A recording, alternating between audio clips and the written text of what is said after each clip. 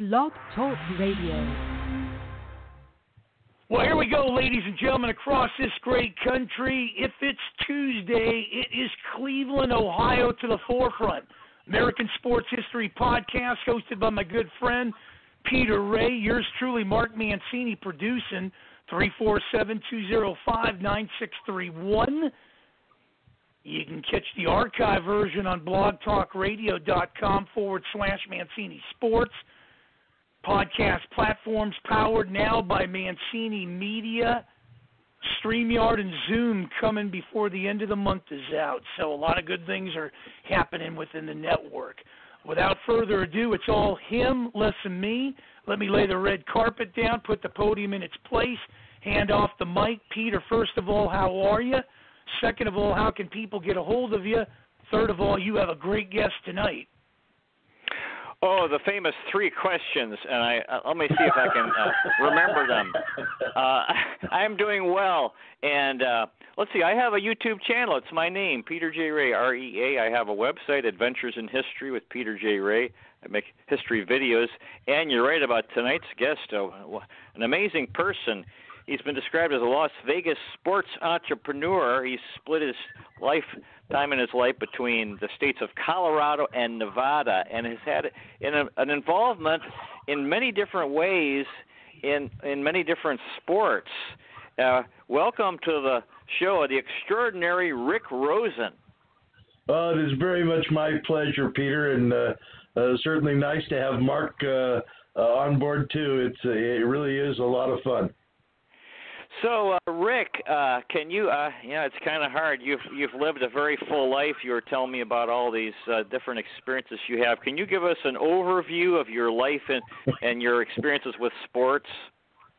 Oh, it's going to take longer than half an hour. I grew up.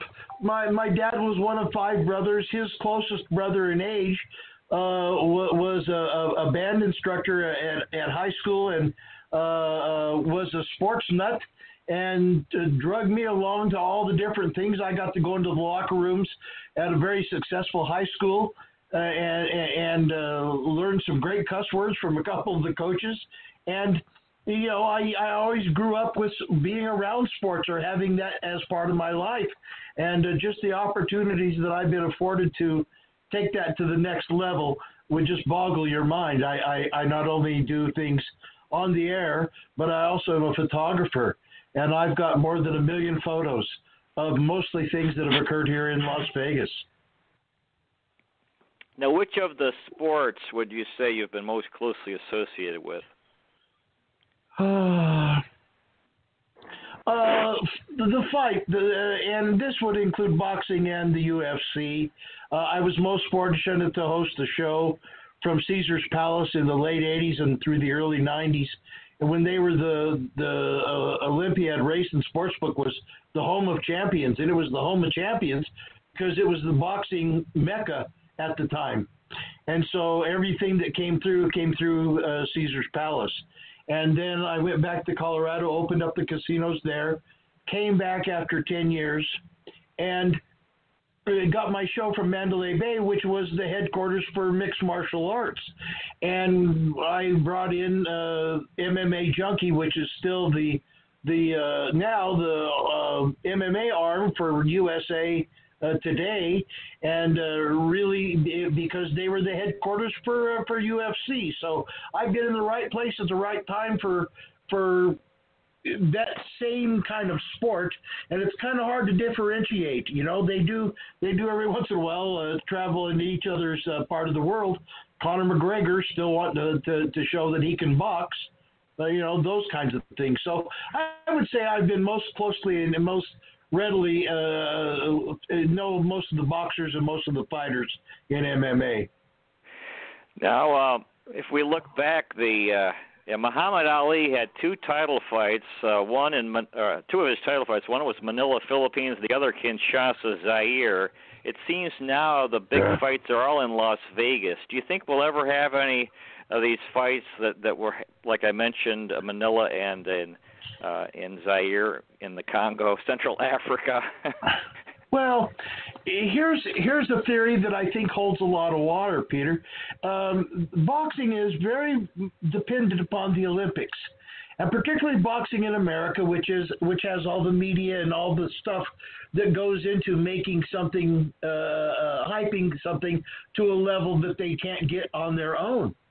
So every 4 years you have the Olympics, and when America has a great boxing team like in 1976, it gave pro boxing this huge boost. Now, in the past couple of days, former gold medalist Leon Spinks, former world champion who beat Muhammad Ali here in Las Vegas, one of the great upsets in boxing history, passed away. And Leon was 67, same age as I am. And it was really one of those things where he was part of this great, it was the dream team only of boxing. Sugar Ray Leonard was on there. Aaron Pryor, you just go down the list of world champions. There was a great deal of them on that team. And so it gave life. George Foreman had done it in 1968 at Mexico, and it pumped. And then he goes on, he beats the unbeatable Joe Frazier. You know what I mean? And not only beat him, but beat him decisively. If you can't hear Howard Cosell, he's still saying, and down goes Frazier, over and over and over again. And so boxing has not had that. We have not had a super team from America go for a long time. Oscar De La Hoya was the golden boy because he was the only gold. And so there's been that drop-off that way. MMA has picked up the slack some, but no, I don't think we'll ever have boxing. It's tough to have the personalities. They go, you're drawn to where the money is and where the excitement is. And I think MMA is going to, if it has not already, will shortly surpass boxing, just talent-wise alone. What do you think of this boxer? He's Irish gypsy and sings after fights. I think his name is Tyson Fury. Is that right? Yeah, he's, half nuts, great fighter, great size. That's kind of what it takes. You need the personalities. There's a lot. As good as the Klitschko brothers were, they were like reading the directions on a can of paint.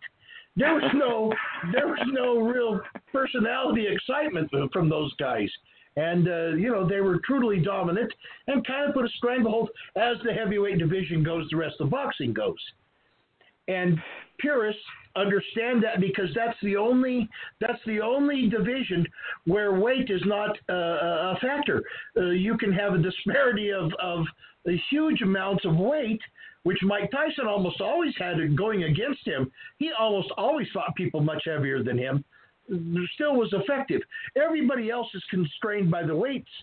So you get guys of equal size, it's different than the heavyweights. So I think that's one of the main reasons. You tend to get bigger disparities in the fights in the heavyweight division than any other division. Let's talk baseball. What's your when the topic of baseball comes up, what's your favorite era in baseball?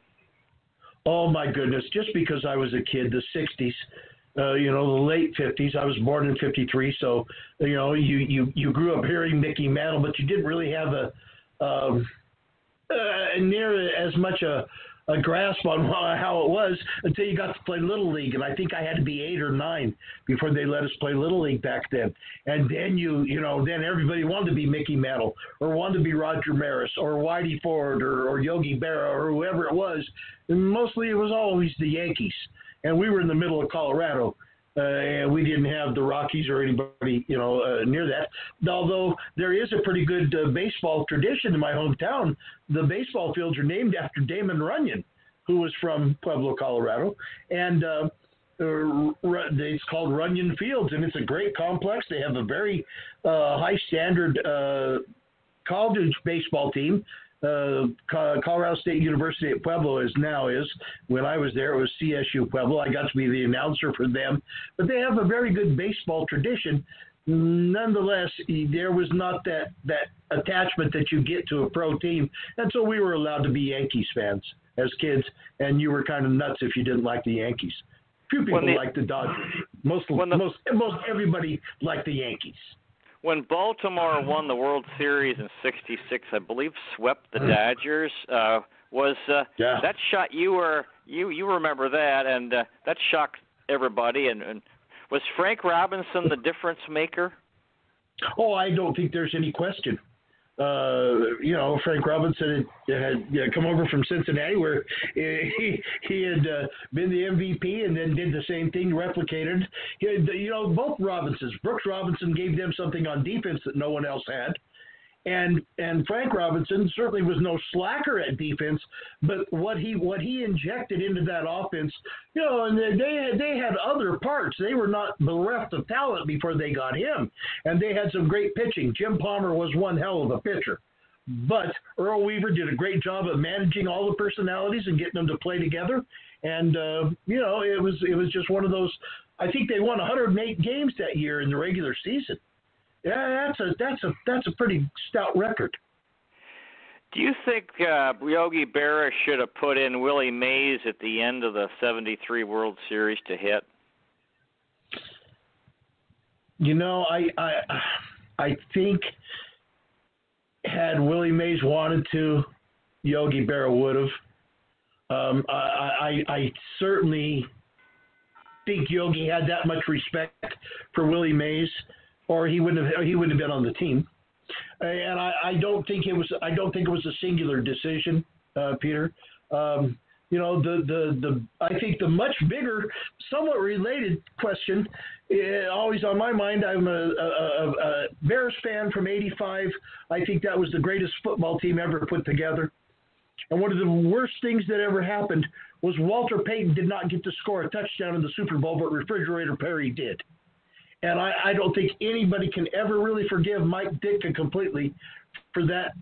And you don't know why. It just makes you wonder why. I think that was a much bigger transgression than Yogi and Willie Mays. Do you remember the Mazeroski home run in '60?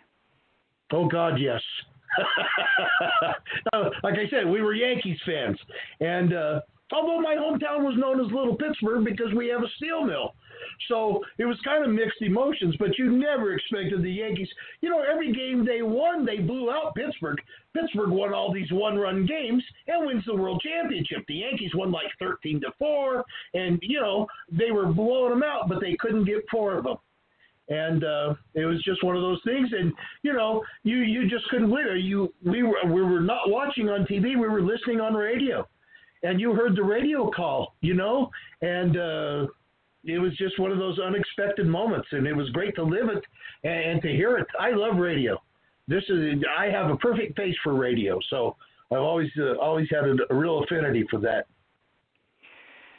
Now, okay, let's talk about the Miracle Mets '69. Yeah, I also. We were talking earlier. When I heard Tom Seaver had dementia, he wasn't making any. He was going to miss the 50th. I thought, I felt terrible, and of course he's gone now. And you want to talk about the '69 Miracle Mets?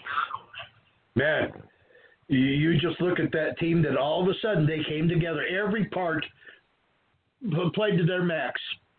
You look at guys like Tommy Agee and their outfield, Cranepool. Nolan Ryan couldn't really break into the pitching rotation. He was on the team. He never threw the ball. They had talent, and you look at Tom Seaver, and he just brought the attitude. We talked about Tom Brady and LeBron James and Michael Jordan, and people that make a difference on the team just from their being on the team. Tom Seaver did that for those '69 Mets, I believe. I've always loved this, you gotta believe quote by Tug McGraw from the '73 Mets. Yeah. Absolutely, and there's a guy who did that for that version of the Mets. That was a Tug McGraw. That was the heartbeat of that Mets team, that '73 Mets team. Every team that is successful has that. I think Kawhi Leonard is a tremendous basketball player. As a guy that leads a team, I think he lacks some things. I think people of lesser talent can make their teams better than Kawhi Leonard can make his. How about the 1972, 73, 74 Oakland A's? 3 World Series titles in a row. Oh, man. What a great team. You know, they beat the crap out of each other in the locker room and then went out and played World Series championship baseball and did it over and over and over. I was very fortunate to have Dick Williams, the manager, on a TV show I did for a while. He was good friends with a young man named Bob Bloom, who was a tremendous a guy with a great resume in all sports. He played high school basketball for John Wooden, but his best friend was Dick Williams, and they came on. And to get to talk to Dick Williams about that team, all those teams, and also about the 67 Red Sox team with Carl Yastrzemski winning the Triple Crown, that was that was the team that a whole lot of people in Boston thought was going to be great. And he took that attitude and went out west with it and turned Oakland into a 3-time World Series champions. So you look at the talent on that team, man. It was a heck of a squad. Well, regarding the famous Sal Bando quote, do you think that Alvin Dark could manage a meat market? Yeah, and I think Charlie O'Finley stuck up for him. He said, "Hey, I ran a meat market before. It's tough business." And I'm of the opinion managers get way too much blame and not near enough pat on the back. You know, they're easy targets. It's on the guys that play the game. Listen, Vince Lombardi went to Washington. They didn't win the championship. You look at guys that go other places, and they just, there's something about the makeup of that team. Everything has to bounce right. It is a game of inches, and more than just football. You look at the tiniest little things can have an enormous impact. In the Super Bowl, the offsides, lining up or jumping offsides on 4th down. A field goal instead of a touchdown makes a lot of difference in that situation. And so, the little things that occur. That, especially with football, that ball's shaped like that just to get the odd bounce, and it does that. So, Okay, how about the Pittsburgh Steelers of the 70s? 4 titles in 6 years. That was a dynasty, that was just, I've always been a Raiders fan, and they were just the Raiders of the East. They played very, very similar football. They had the perfect guy. Terry Bradshaw, 4-0 in Super Bowls, that's pretty tough. And I don't think he gets the acclaim that he deserves. If you say it on wins, okay, Brady's lost some Super Bowls. Terry Bradshaw never did. And I think he was the first superstar quarterback who fit in perfectly into a system. And he had to go through some tough patches. He was replaced by Terry Hanratty and Jefferson Street Joe Gilliam. And then it came back to Bradshaw, and he was kind of like, oh, okay. And whatever turned him into a guy who did nothing but win. Do you think Jim Brown was wrong when he criticized Franco Harris for going out of bounds instead of trying to get a little more yardage? No. I think Jim Brown was Jim Brown just because of that. When I was a kid, that's what you did.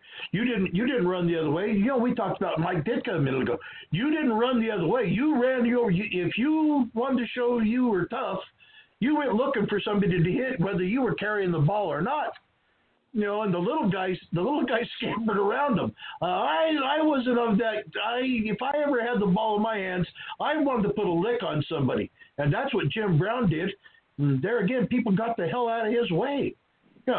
I think he believed every bit of that. And Franco Harris, it was more of a business when Harris played than when Jim Brown played.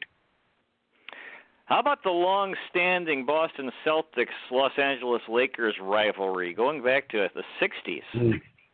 I don't think there's a greater rivalry in sports, the least that I know of overall. And it defines pro basketball. Pro basketball wasn't all that popular. It was college basketball for the longest time, and the Celtics were just dominant. And Red Auerbach, and you look at Bob Cousy. People talk about point guards. My God, Bob Cousy was the original, and if not the greatest, certainly one of the greatest. And it's tough to it's tough to say what kind of league it is, but I think a lot of people believe the NBA to this day is a guards league, and you look at who has led those rosters through the time, Bill Sharman and Magic Johnson and all. You look at who's played that position on both sides, and you say, it's a tough deal not to enjoy that kind of basketball. When you watch the Lakers and the Celtics, you're going to see a well-played game. There aren't many sloppy games between the two franchises. Would you rank Bill Russell over Michael Jordan? Effectiveness, yes. More titles. Bill, tough to argue. If you give it to Tom Brady, you have to, on the other hand, also give it to Bill Russell. I don't think those are unrelated issues. Michael Jordan was special in his own way. He had more opportunities because he was the man. Even when he had Scottie Pippen and had other people that played their position, Dennis Rodman could have never touched the basketball except for rebounding and would have been just as happy. He scored as an after effect. It was just by the basket, nobody else was around. He put the ball in it. He was there to rebound. Bill Russell didn't have that on the Celtics. There were so many stars and so many people that could score. They played great team basketball, and Russell was the key to that. You look back at his days at San Francisco in college. That was the way he played all the time he's played. I've had the pleasure of meeting Bill Russell. What a very nice gentleman. Now, you have a good story about being ejected from a baseball game, the same game twice. You want to tell that story? Well, I was announcing at the time, the University of Southern Colorado, and an animated movie had come out, The Grinch. And so I recorded the music, knowing that sooner or later it'd come in handy, and sure enough, there was a close play at first base, and Coach come out. His name was Coach Sanchez, and everybody called him Sanch, and he comes out of the dugout and he's arguing with the first base umpire. And of course, Sanch was a byproduct of Earl Weaver and the Orioles system. And he turned his hat backwards and they were nose to nose. And so I hit the music, "You're a mean one, Mr. Grinch." And of course, the umpire turned and threw me out of the game. And Coach had to explain to him that he couldn't throw me out. I was an employee and blah, blah, blah. And so he came down. I made him walk all the way down the first base line and a motion for me to open the window in the press box, and I opened it up, and he said, "Mr. Rosen, you've offended the umpire. You need to turn off the music." "Okay, Coach, sorry." So at that point, that's when I turned off the music. So as he walked back to the argument was over. As Coach was walking back to the dugout, the umpire said something to him, and they were right back out there nose to nose again. And so I played another song called "Nobody Loves the Ump" from an I Love Lucy episode. And it's pro umpire. And he stopped the game again to throw me out again. And Coach once again explained that was not going to happen. So he walked down, and I walked all the way down and had to make me open the window again. "Yes, Coach." And he says, you've offended the umpire. And he says, "If you play any more music, it's a forfeit." And so the fans sang the song. We had music for every batter as they came to bat.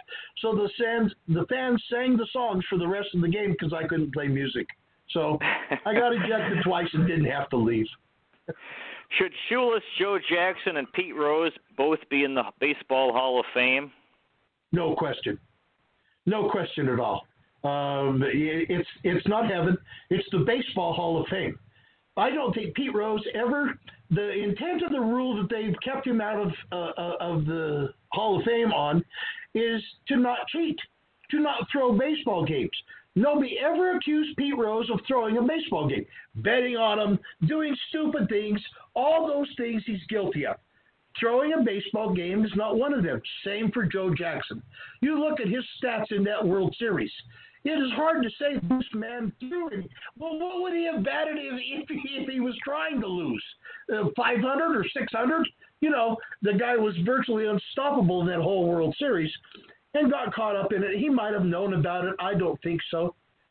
It doesn't take everybody to screw up a victory in baseball, and I think that's where it went.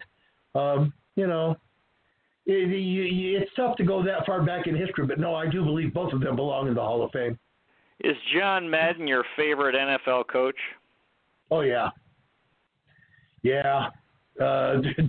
John Madden is an encyclopedia. First of all, he's a very entertaining man, very humble, unassuming, and incredibly knowledgeable. I think if you like him as a coach, as an announcer, he's got to be one of my all-time favorites, just because of the things that he brings. He gives you an insight that nobody else kind of sees right off the bat, and I think that's what made him a wonderful coach. I'm a big John Madden fan. You want to talk about the 1970s sports overall? Oh, what a golden era. You had the first Triple Crown in 25 years with Secretariat. In my mind, the greatest racing horse of all time.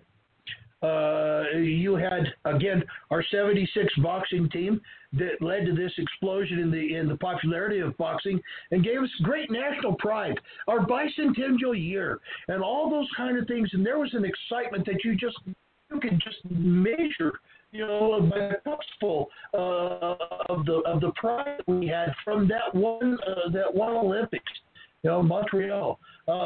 And all the things that came from that. The early parts of you had the A's. You had different things going on. You had the Steelers. So you always had somebody.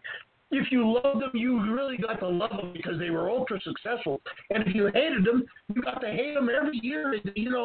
So it worked out well whether you were gone. It was a great decade.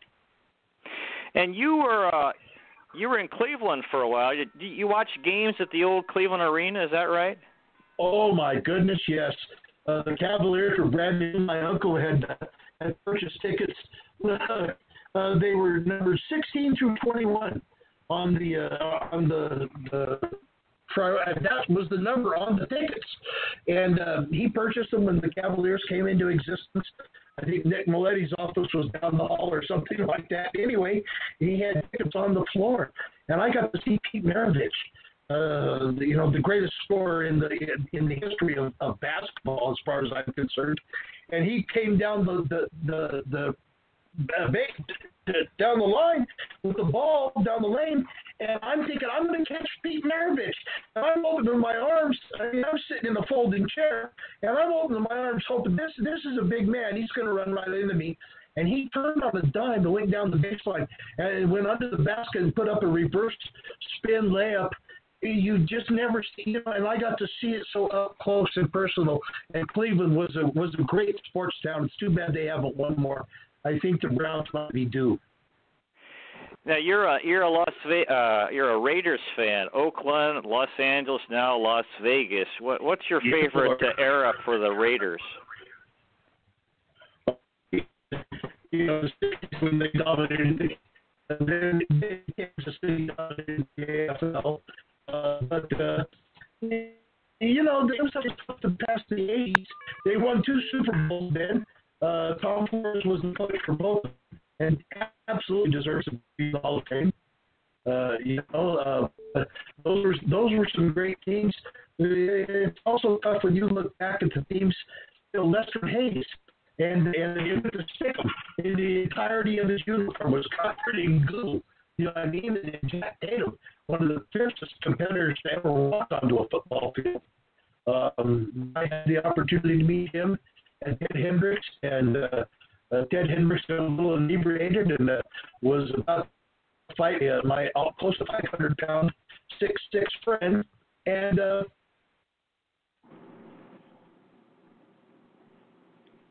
hello. I can't hear Rick Rosen. Are you there, Rick?